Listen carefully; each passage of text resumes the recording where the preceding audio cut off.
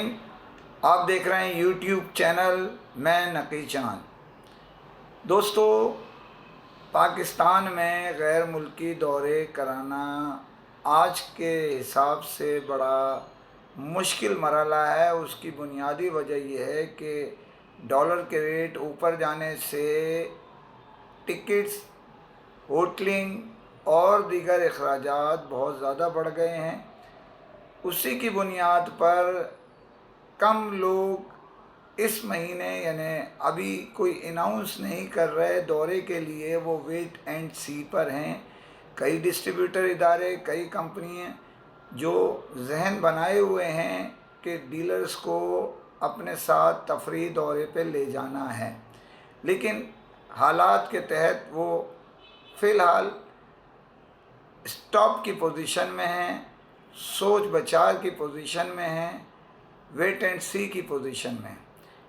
ऐसे में ही एक इदारा जो अगर देखा जाए तो बहुत नया है लोगों के लिए, लेकिन मार्केट के हिसाब से वो इदारा पुराना हो चला है, उसको कई साल हो गए हैं। गुज़िश्ता साल से भरपूर तरीके से एंट्री दी है उसने, और आप समझ लें कि 2021 में ये सितारा तुलू हुआ बड़ी एक पोजीशन के साथ, और आहिस्ता आहिस्ता 2022 में उसने एक तनावर दरख्त की हैसियत से काम शुरू कर दिया है। ये दरख्त वो दरख्त है जो अपनी शनाख्त फलों के साथ भी दे रहा है और साए की हैसियत से दे रहा है, साए की हैसियत से भी काम कर रहा है। मैं आपको ये बताता चलूँ कि जिस इदारे की मैं बात कर रहा हूँ वो इदारा पाकिस्तान में अगर देखा जाए असेंबलिंग प्लांट, डिस्ट्रीब्यूशन और दीगर कई आने वाली चीज़ों में एक बड़ा मकाम बनाने जा चुका है, बल्कि पहुंच चुका है। कुछ बाकी रह गया है, वो भी इंशाल्लाह मुकम्मल कर लिया जाएगा। इनके दानिस्ता गैर दानिस्ता देखा जाए तो एक बहुत बड़ी तादाद में अल्लाह के बाद ये उनका वसीला बना हुआ है। वो इदारा जो देखा जाए उसका नाम बढ़ के, पहले ये एक पौधा था जैसे मैं बता चुका हूँ, अब तनावर दरख्त की तरफ चला गया है। उसका नाम डिप्लॉय ग्रुप ऑफ कंपनीज रखा हुआ है, और उसको इनके सीईओ अगर देखा जाए, एक तरफ जो डिप्लॉय को कमांड कर रहे हैं अगर इस ग्रुप को, वो ज़ीशान कुरैशी हैं, लेकिन जो इसके रूए रवां हैं, बानी हैं, यानी जिसे फाउंडर चेयरमैन कहते हैं, वो आसिफ खान हैं। आसिफ खान का नाम जब जहन में आता है तो लोग बहुत कम ऐसे हैं जो उनसे वाकफियत थोड़ी रखते हैं। अब उनकी शनाख्त भी एक नॉन पर्सन की हैसियत से पाकिस्तानी मोबाइल इंडस्ट्री में होती जा रही है।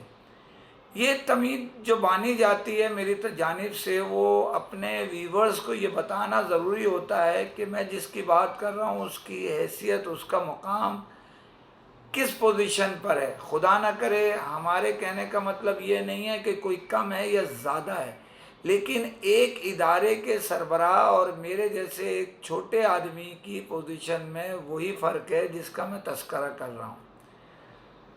यहाँ आसिफ खान पाकिस्तान में एक दर्दमंद दिल रखने वाला, अपने वतन से मोहब्बत करने वाले हैसियत से उसका शुमार होता है। वो बेसिकली गैर मुल्क में अपने कारोबार कर रहे थे, पाकिस्तान में उनका दिल लगा, और पाकिस्तान में हमारी फील्ड से हटके साल से जो लोग बैठे हुए हैं, गुज़िश्ता 2 दहाइयों से, 3 दहाइयों से, 4 दहाइयों से इलेक्ट्रॉनिक्स फील्ड से, उससे हट के इनका ताल्लुक़ है।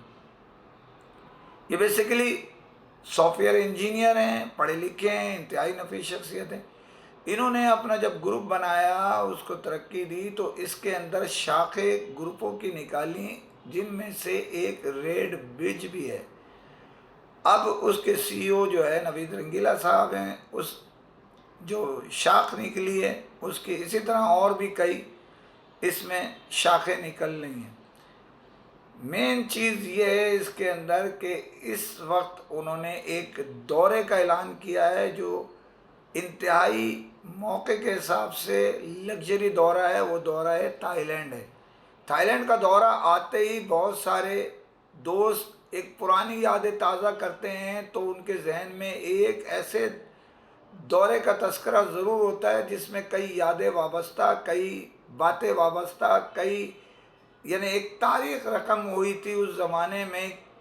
अब वो जो ऑर्गेनाइज कर रहे थे ज़ीशान कुरैशी, जो सीईओ हैं डिप्लॉय ग्रुप ऑफ कंपनीज़ के, एक इंतहाई नफीस शख्सियत, तजर्बाकार हैं, पढ़े लिखे और बिज़नेस के नशे व फराज से बेहतर वाक़फ़ियत रखने वाली शख्सियत का नाम ज़ीशान कुरैशी है।